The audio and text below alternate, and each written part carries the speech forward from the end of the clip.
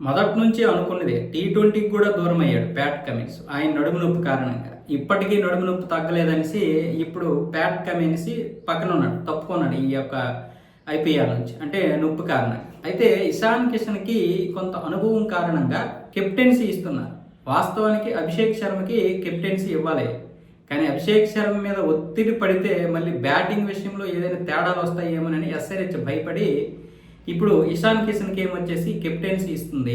Vice కెప్టెన్సీగా Abhishek శర్మని ఏమొచ్చేసి నియమించడం జరిగింది. ఇక్కడ అభిషేక్ శర్మకు వచ్చిన నష్టమేమీ లేదు. వాస్తవంగా అతను కూడా అదే కోరుకొని ఉంటాడు, కెప్టెన్సీ కంటే కూడా ఒత్తిడి లేకుండా మంచిగా బ్యాటింగ్ ఆడాలి. ఎందుకంటే టీ20 మనకి వరల్డ్ కప్ తెచ్చినా అక్కడ అభిషేక్ శర్మ చాలా వరకు తడబడ్డాడు. లాస్ట్లో మాత్రమే హాఫ్ సెంచరీ చేశాడు, కానీ అంతకు ముందు హాఫ్ సెంచరీ కంటే ముందు చేసిన మొత్తం స్కోరు 89. మొత్తం దీంతో కలిపి 141, 142 చేశాడు టోటల్గా టీ20లో.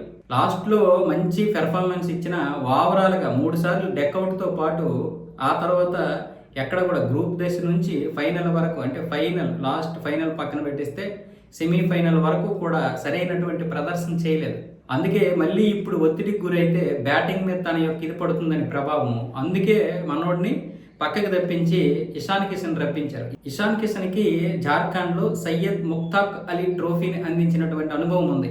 అందుకే ఇషాన్ కిషన్ని తీసుకొచ్చారు. పైగా ఇషాన్ కిషన్ కొంత మేనేజ్ చేయగలడు, కొంత అనుభవం ఉంది. మన చెల్లి చనిపోయినప్పుడు కూడా మెచ్యూరిటీగా ఆలోచించాడు, జరగాల్సిన పరిణామాలు ఏంటో చూశాడు తప్ప జరిగిపోయిన పరిణామాల గురించి పట్టించుకోలేదు. తన మేనగోడల విషయంలోనే అతని యొక్క దృష్టి అంతా కూడా ఉంది. సో అలాంటి మెచ్యూరిటీ వ్యక్తి ఇప్పుడు ఎస్ఆర్హెచ్లోకి వస్తే మొత్తం జట్టు బాగా నడుస్తుందనే ఉద్దేశం, పైగా మంచి బ్యాటర్ అలాగే మంచి ఫీల్డర్ కూడా.